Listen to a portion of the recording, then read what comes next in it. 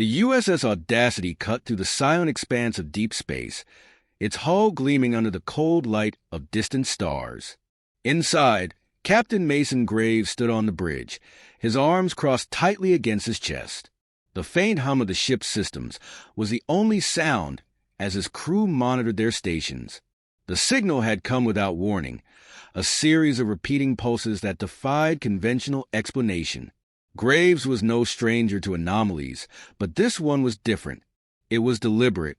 "Captain, we're approaching the origin point," said Calvin Briggs, the ship's lead engineer. His voice carried a sharp edge of curiosity, mixed with unease. "Signal strength is increasing.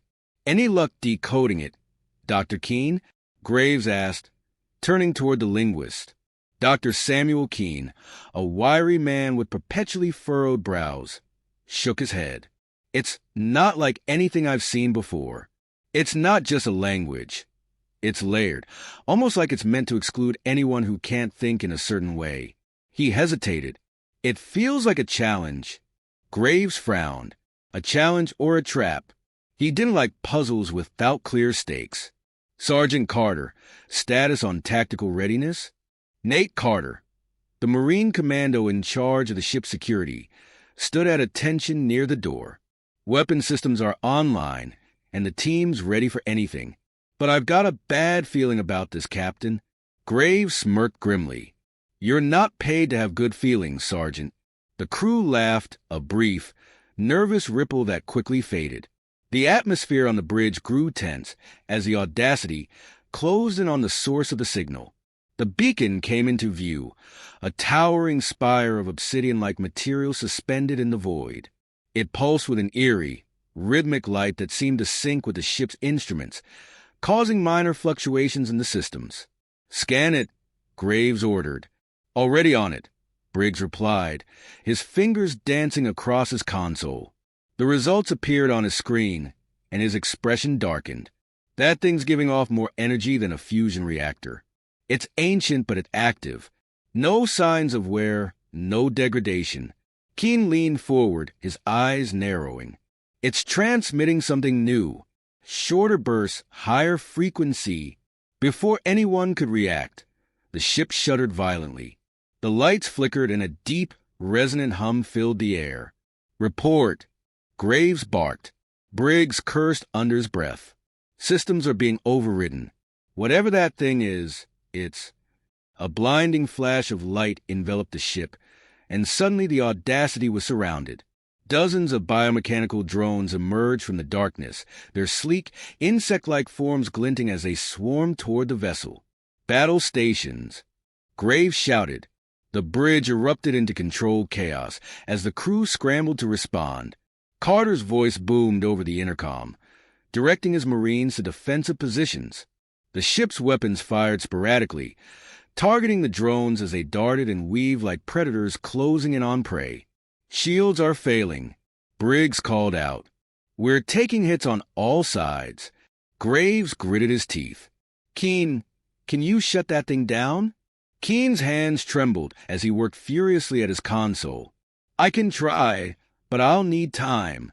"We don't have time," Graves snapped, his voice cutting through the chaos. One of the drones breached the hull, slicing through the outer layer of the ship with precision. Alarm klaxons blared as Marines engaged the intruder in the lower decks. "This isn't random," Carter growled, his voice low and menacing. "They're testing us." Graves felt a cold knot form in his stomach. The signal wasn't a distress call, it was bait, and they had taken it. "Briggs, divert all power to the engines," he ordered. "We're getting out of here."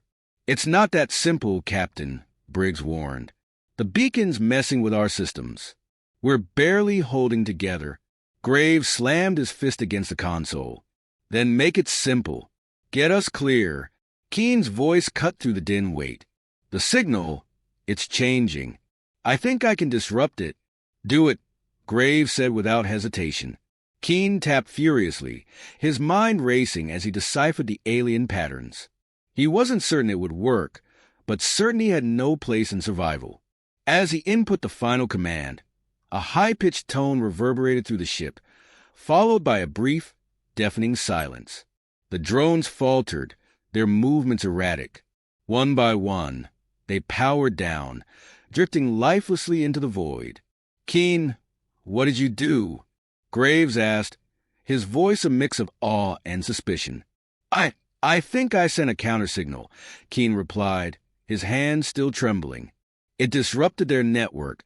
The crew let out a collective sigh of relief, but the respite was short-lived. The beacon's light intensified, and a new signal began to transmit, stronger, angrier. "Captain," Briggs said, his voice grim, "something bigger is coming." Graves straightened, his jaw tightening. "Carter, prep the Marines." "Keen, Briggs, you're with me. We need to figure out what that thing is and how to stop it." The crew exchanged uneasy glances, but obeyed without question.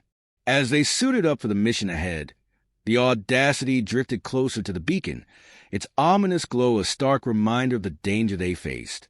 Graves glanced at his team, a determined fire in his eyes. "We've been underestimated before. Let's remind them what humans are capable of."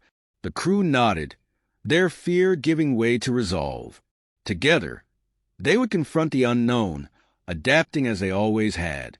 Failure was not an option. Not now and not ever. The USS Audacity clung to the shadows of the alien station, its hull scorched and battered from the skirmish. Inside, the tension was thick, a collective unease settling over the crew. The ship had narrowly escaped the drones, but the signal's ominous escalation left little doubt. Worse was on its way. Captain Graves stood in the war room, his piercing eyes scanning the holographic projection of the beacon and the surrounding debris field. His core team gathered around him, Briggs with his grease-streaked hands, Keen clutching a datapad filled with alien symbols, and Carter, arms crossed, his jaw set like stone. "Let's hear it," Graves said, his tone brooking no nonsense. Keen cleared his throat. "The beacon isn't just a trap, it's a command center. The signal we intercepted is part of a network. When I disrupted it, I didn't destroy the connection. I redirected it." "Redirected it where?"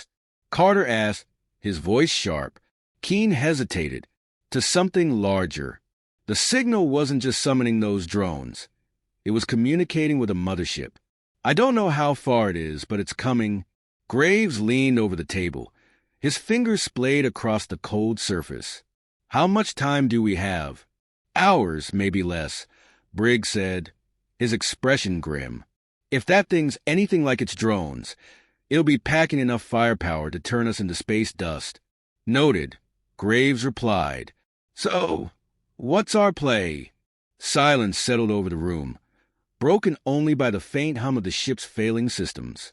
Then Briggs stepped forward, a spark of determination in his eyes. "We fight," he said. "We've got enough scrap in the engineering bay to rig up some defenses. Maybe even take the fight to them." Carter snorted. "You're talking about facing a mothership with spare parts and duct tape?" Briggs shot him a hard look. "You got a better idea?" Graves raised a hand, silencing the brewing argument. "Enough. Briggs, what can you build?" Briggs straightened, already mentally assembling components. "I can rewire the mining lasers into focused pulse cannons. They won't pack the punch of our regular weapons, but they'll do damage in close quarters. We've also got enough scrap to create decoys, small drones that could mimic our signal and draw their fire." Graves nodded. "Do it. Keen, keep working on that signal.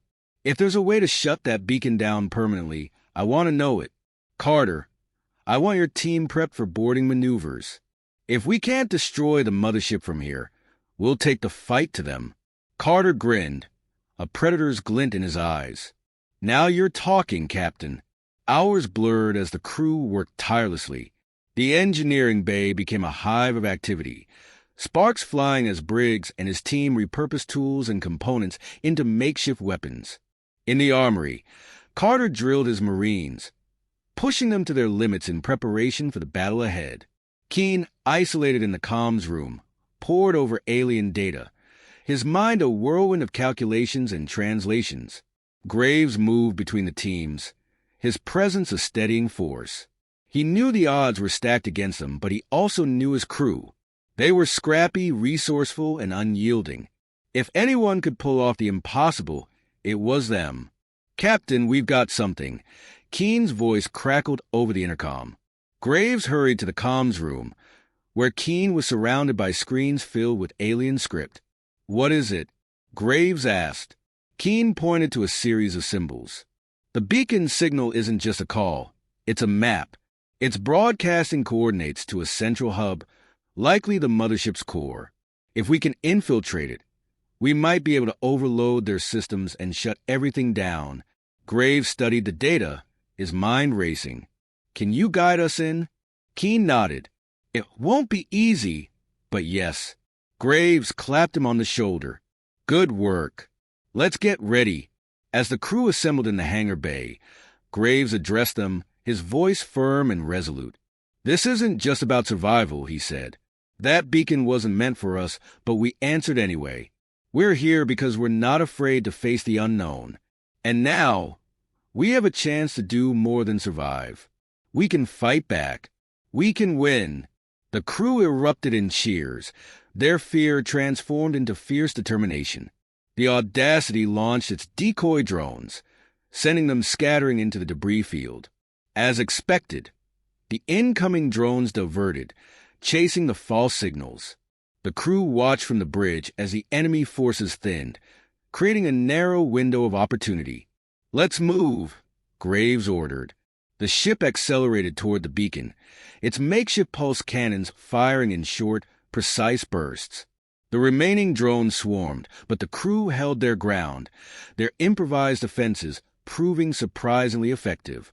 Inside the alien station, Carter and his Marines advanced with practiced precision. The corridors were a maze of sleek, otherworldly architecture, pulsing with an organic light.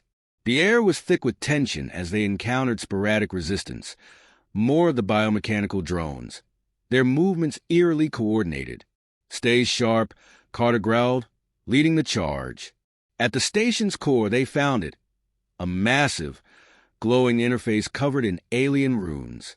Keen's voice crackled over their comms, guiding them through the process of disabling the beacon. "Almost there," Keen said, his voice tight with concentration. "Make it quick," Carter replied. "We've got company." The drones converged on their position, and the Marines fought valiantly, their training and resolve tested to the limit. As the final command was entered, the beacon's light dimmed and the drones faltered, their connection severed. "Beacons down," Keen announced. The team exfiltrated under heavy fire, but their spirits were high. The first major victory was theirs, and for the first time, hope began to take root. Yet as they returned to the Audacity, the looming shadow of the mothership on their scanners reminded them this was far from over. The USS Audacity hung in the void, dwarfed by the approaching alien mothership. The colossal vessel exuded menace, its sleek, chitinous exterior shimmering with an unearthly glow. The mothership's arrival had silenced the crew, its presence a stark reminder of the stakes. On the bridge, Captain Mason Graves stood at the center, his gaze unwavering as he addressed his team. "Time to earn our paychecks," he said, his voice steady. "Keen, Briggs, Carter. Options." Briggs was the first to speak, his hands gripping the back of his chair. "We've rigged the EMP bomb from the station's core components. It's crude, but it'll disable their systems. If we can get it close enough." "That's a big if," Carter said, crossing his arms. "Their defenses are thick. Getting a strike team inside will be a suicide run." Keen glanced up from his console, his face pale but resolute. "There's a weak point in their structure. The signal I intercepted earlier. It outlines a central node, likely their command hub. If we plant the bomb there, it'll shut them down completely." Graves nodded, his jaw tightening. "Carter, take a strike team. Briggs, make sure that bomb works as advertised. Keen, stay on comms and guide them through. And you," Carter asked, his tone tinged with both respect and challenge. "I'll pilot the Audacity," Graves replied. "We'll draw their fire and give you a clear shot." The plan was reckless, bordering on desperate, but there was no alternative. The crew moved with grim efficiency, their fear tempered by the sheer determination to survive. The Marines suited up, their armor gleaming under the harsh lights of the hangar bay. Briggs handed Carter the EMP bomb, its casing covered in hastily applied caution markings. "Don't drop it," Briggs joked weakly. "Funny guy," Carter replied, slinging the bomb over his shoulder. In the cockpit, Graves took his position, the familiar controls offering a small measure of comfort. The Audacity thrummed to life, its engines roaring as it surged toward the mothership. The alien vessel reacted immediately, launching waves of drones that swarmed like angry wasps.